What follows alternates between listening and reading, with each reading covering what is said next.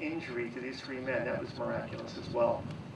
There are many other miracles that happened to Louis, but probably the greatest one of all was in 1949. He wandered into the Billy Graham tent meeting downtown, and where he came face to face with his Creator, and who offered him forgiveness for his rebellious ways. And he knew right then and there that he'd forgiven his prison guards, he'd forgiven the bird, I'm sure some of you know who that is, and that he had realized he was done getting drunk. Every night for 2.5 years, Louis had nightmares of strangling this most hideous guard, the bird.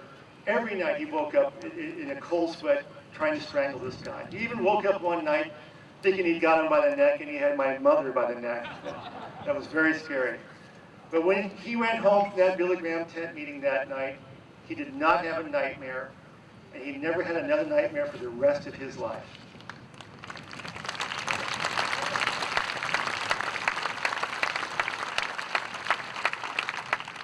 Once again, thanks for coming down.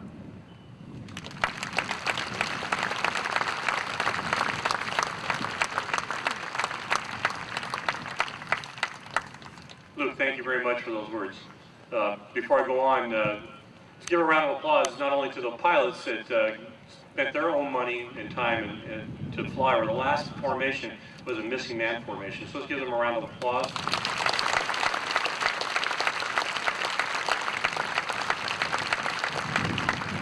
And the man sneaking into the stands with that white hat on right there is Chuck Law. He's the one that was directing those flights over. So thanks, Chuck.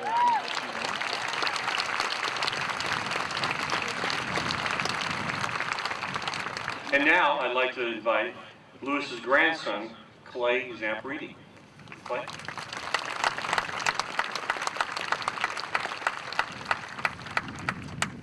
Thank you.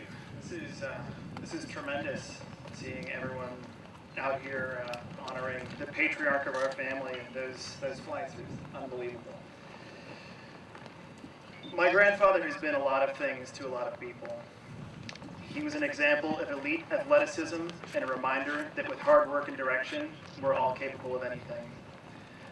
He's a testament to the strength and resilience of the human spirit, when despite his hopeless situation, he and Russell Phillips survived a 47-day-long journey lost at sea. Perhaps most importantly, he has been a witness to our own ability to free ourselves from our demons when he forgave his prison guards for torturing him for 2.5 years. But to me, he's always just been my grandpa, the loving, kind, and generous man who went above and beyond to give me a chance at a better life than he had, and the wisdom to be a better man than he was. That's a tough act to follow. He taught me what it is to be strong, what it is to be compassionate. He taught me that by holding on to anger and bitterness, I would only hurt myself. He often told me that the most important thing I could remember was to have a cheerful countenance at all times. No matter how grim your situation is, whether you're lost at sea or just having a bad day, keeping a positive, cheerful attitude is the key to your own survival. I can only count it as a blessing that these lessons from the greatest generation, or what he called the Hardy generation, holds resonance with my own people, my own generation. Not just with myself, but with countless other young people who have looked up to him as a beacon of wisdom and a life well lived. I'm stunned and marveled to hear how many of my own friends, Kyle, have just been supremely touched by Louis and hold him in such a special place in their hearts. That he's had a lifelong love and concern for the youth, so it's really no wonder. I owe a lot of my own identity to my grandfather. He was an adventurer and an outdoorsman, and he planted the seed for my own love of the wilderness, rock climbing, mountaineering, and just taking time to stop and marvel in the glory of creation. In my own copy of Unbroken, Louis left me his signature and a quote from a man he admired, John Muir. "Climb the mountains and get their good tidings. Nature's peace will flow into you as sunshine flows into trees. The winds will blow their own freshness into you, and the storms their energy, while cares will drop away from you like the leaves of autumn."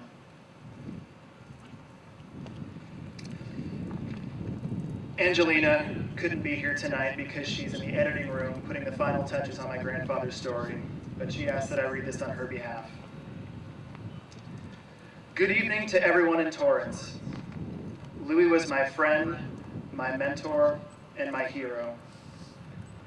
His death is a reminder of the passing of a great generation, and it must make us all not only reflect on all they gave for our freedoms and what they committed to and represented, but for us to ask what they fought for and what their friends died for.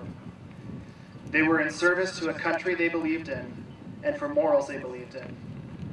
They were men of honor committed to their country, community, family, and fellow man.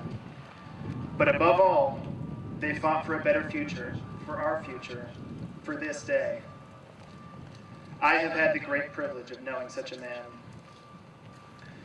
It is especially poignant to be speaking to all of you from Torrance at this time. Louis and Pete's track uniforms were the first costumes we recreated for the film. We really wanted to make sure we got the T just right. Thank you, Gail. We got it. We knew his origins, his family, and his home would be the center of the film because it's the place where he grew up, the place where he struggled as a rebellious youth, and the place where he would discover his fast feet and strong heart that would carry him through the rest of his life. What a beautiful legacy he leaves of forgiveness, faith, and the triumph of the human spirit. How fortunate for the world he existed.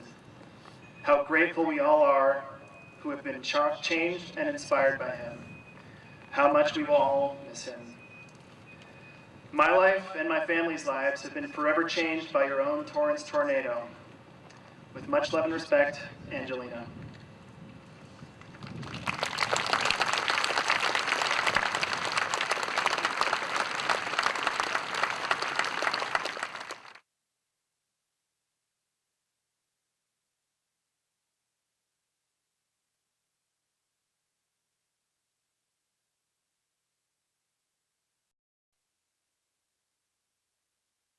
My heels told Lewis's story in his own words. At that time, Universal bought the rights with the talk of Tony Curtis playing Lewis. Then we fast forward to today. More than a half a century later, we have the producer, Matthew Baer, who has been working on the film of Louis' life for the past 16 years. As a result, it's been his honor and privilege knowing Louis and his family extremely well. Come this Christmas, the dream of telling Louis' story will become a reality with the release of the movie Unbroken. I'd like to invite the Unbroken producer, Matthew Baer, to share some remarks. Matthew?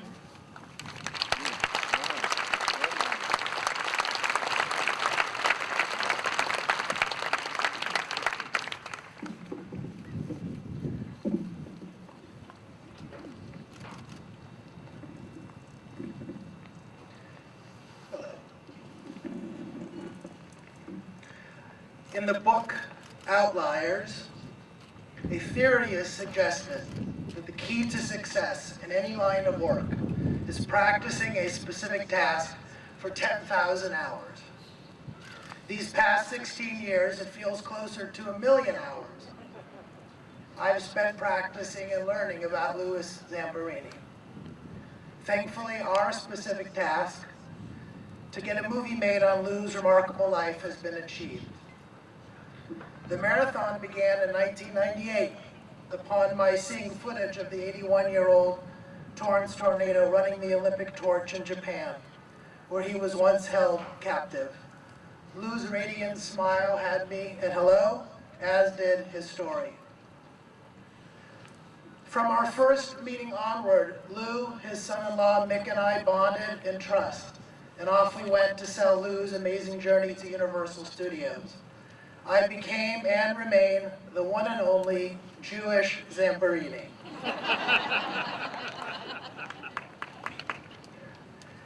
Lou and my 47-year age difference was made irrelevant by a shared sense of humor, and I was the only person who loved talking about Louis' story more than Louis did himself.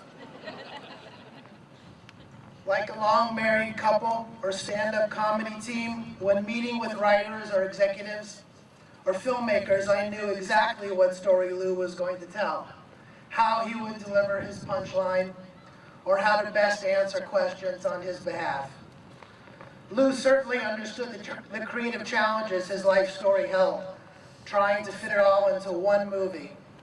As I became the determined salesman with my suitcase of Lou's story inside, Lou was always my biggest cheerleader, with patience born from tolerating much more pain than anyone could imagine.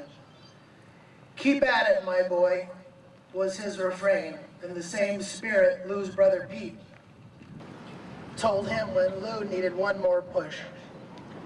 When anyone asked Lou for insight into how he pulled off his wildly long life, he'd always say a positive attitude, which then segued into how blood corpuscles favorably increased in the body based on one's upbeat state of mind. In 2002, a letter arrived that profoundly changed both of our lives and significantly encouraged our attitude to remain positive about the dream of having his film made. "Dear Master Zamperini, my name is Laura Hillenbrand, and I am the author of a new book, Seabiscuit, an American Legend. In my career as a historian and author, I have never come across a story touched by such hardship, perseverance, and grace. If you would be interested in my writing your biography, I would be overjoyed." Lou asked my opinion. I naturally said, "Why not?" Having been satisfied with his 1956 autobiography, Lou told me his response to Laura was going to be, "Well, look, lady, I already wrote my book. But if you want to do yours, go ahead."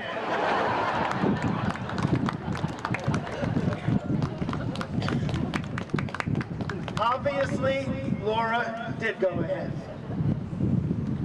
On March 21st of last year, Unbroken, the movie, had finally been greenlit. And so I made a call I longed to make after 15 years. Louis picked up, knowing it was okay to answer my number, seeing it on his gigantic phone display. With his patented energy, he said, "Hello, Matt." I was able to say, "Lou, I have amazing news. Unbroken is going to be made. Congratulations." "Well, isn't that great news?" Lou replied. "Congratulations to you too, pal." That was the most meaningful call I've ever had the good fortune to make. Several years ago, I came to Lou's house for a check-in visit. The pilgrimage was always the same. I looked through the front window. If I saw him at his round table in the study waiting for me, I came in. If Lou were in the kitchen or bedroom, I'd knock. But on this particular day, as I reached his round table, I saw a striking image. Lou Zamperini, the man who punched sharks, was in his underwear.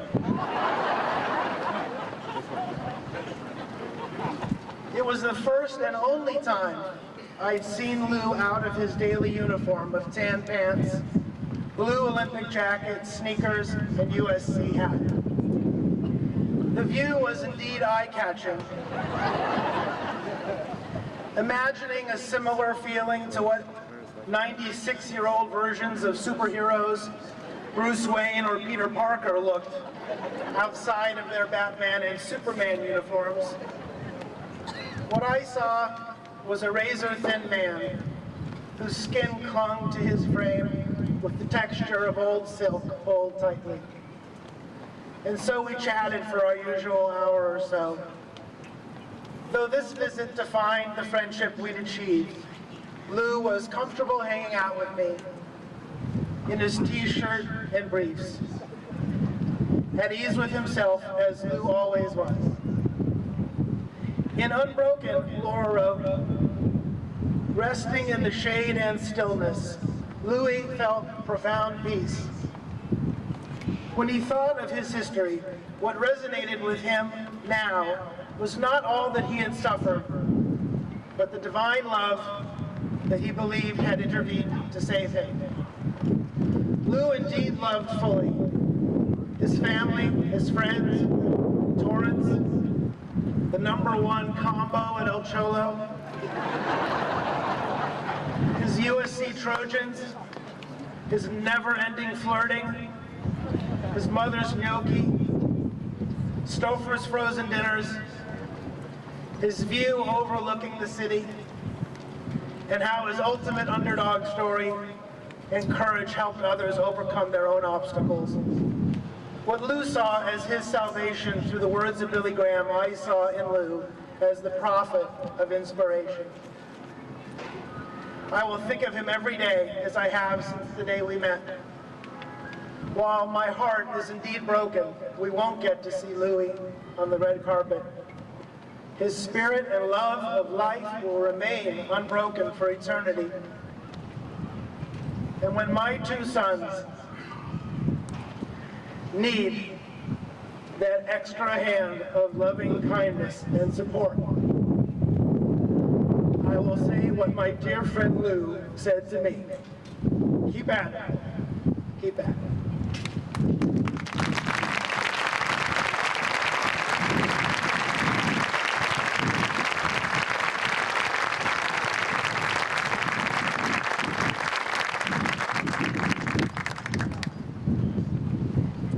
Louis was born the same year Torrance High School opened its doors, 1917. In his youth, he was a juvenile delinquent, stealing pies, cigarettes, and liquor, ringing church bells. In the middle of the night, he would awaken his neighbors. He'd get in fights. He shoot spitwads at girls in his class. You name it, he did it. What began as a career of running from the cops got Louis selected to be one of the 334 American athletes to go to the 1936 Berlin Olympic Games. With his older brother, Pete, with his paddle in hand, encouragement, Louis eventually learned to channel his bad boy energies into the running that he did.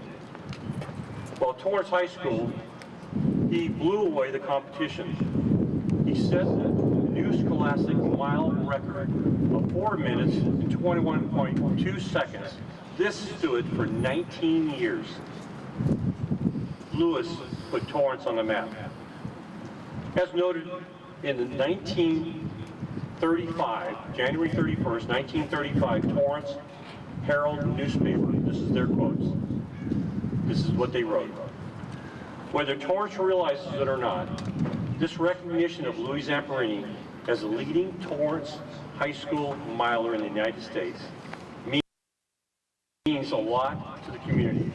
It means the city of Torrance will be mentioned in the worldwide dispatches every time that Louis goes out for a major track and meet. Every other follower of sports in this and every other country in the world reads about the black-haired, smiling youth from Torrance. A little city, this is 1935, a little city that practically unknown outside the radius of 100 miles or so, or until Zamperini put us on the world map of sports. At this time, I'd like to invite to the microphone Gail Morgan, the president of the Torrance High School School Alumni Association, to share a few words.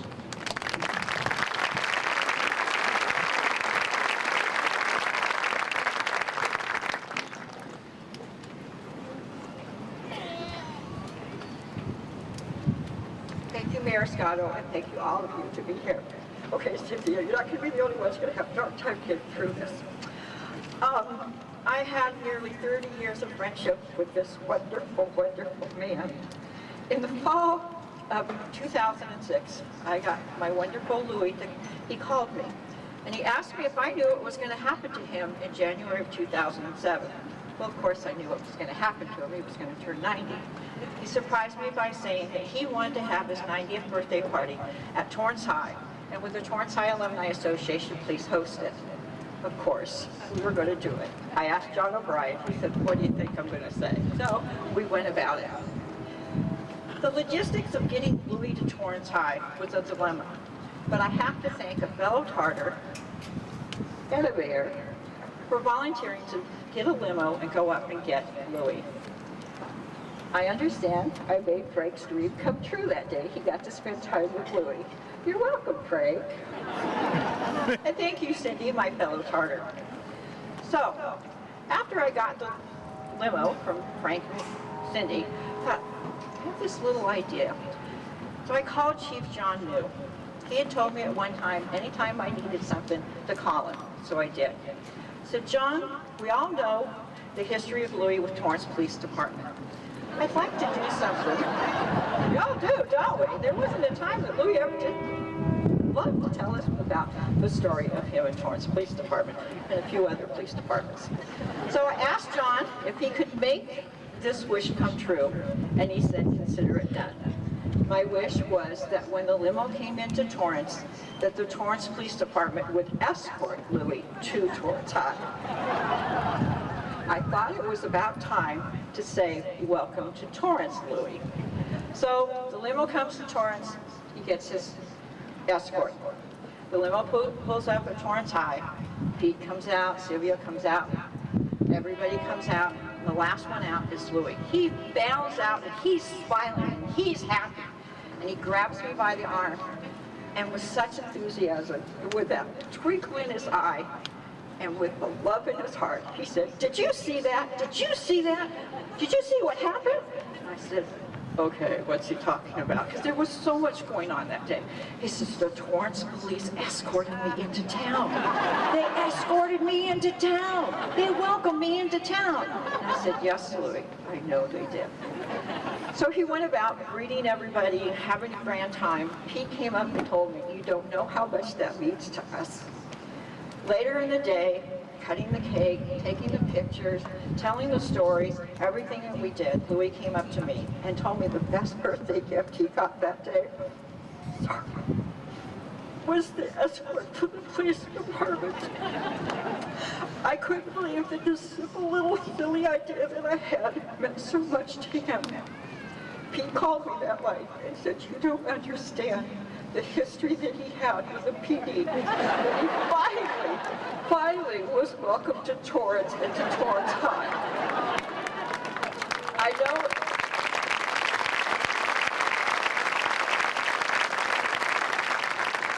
know it took a while, but I think we did the right thing. On Louie's last visit to Torrance High, Jim Staniford and his son Carl got Louie and brought him. When I greeted Louie, it was kind of funny. He grabbed me and he goes, what, no police escort? I looked at him and I said, oh gosh, I'm so sorry, Louie, I forgot. He goes, that's okay. I have to say that one of the things that I learned from dear Louis, it's not the grandiose gestures. It's not the fireworks or anything like that. It's the simple things. The simple gift of having a police escort meant so much to him, and he talked to me about it, and Pete talked to me about it. I truly learned that it's the little things in life, the little things that people do for you that mean so much. They can make grand gestures, but when they remember something that meant something so much to you, that's what counts. To the Zamperini family, thank you so much for sharing your Louie with us. We love him so much. I know that he is here, and each and every one of you, you say that Louie's your hero, that you believe in his spirit, that you understand who he is. Go out and represent Louie the best way you can. Be loving, be kind, be forgiving, and I thank you all so very much for being here.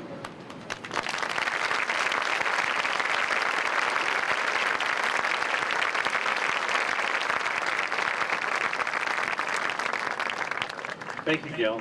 And as you can tell, we're telling you a little story of Louie's life by the people that are the new and the best. You know, I was very fortunate in 2000 to meet Louie the first time, and she brought up the, I was going to tell you later, but she brought up the fact that in 2007 I was so fortunate to go to his home, and I got to spend the afternoon with him, and let me tell you, that was an experience of a lifetime. I got to do a lot of great things being the mayor of the city of Torrance, but I got to tell you, that ranks right up there at the top.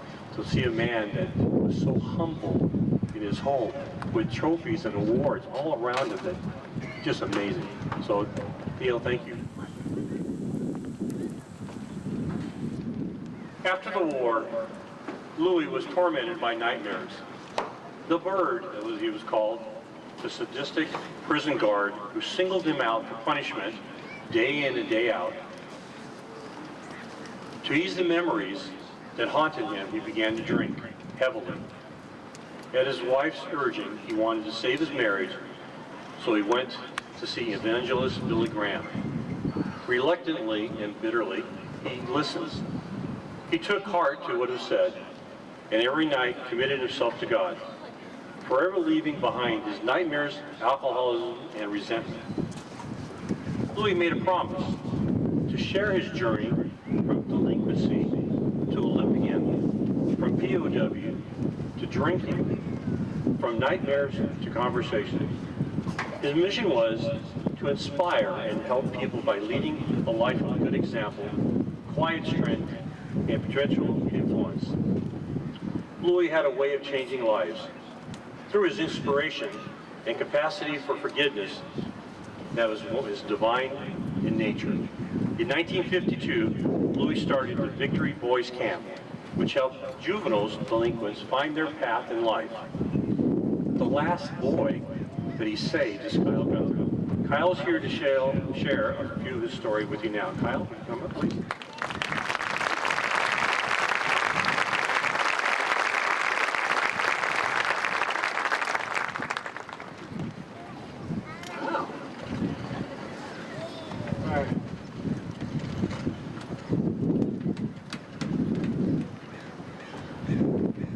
When I met Louis 6 months ago, he signed a copy of the Unbroken book and gave it to me. Inside the cover of the book, he wrote, "Be hardy," in his signature. At this time that he did this, I was at his beautiful house in the Hollywood Hills, which was jam-packed with stuff from the war and the Olympics, and just a collection of planes and awesome things that stapled an eventful life. Plus, this guy was telling me stories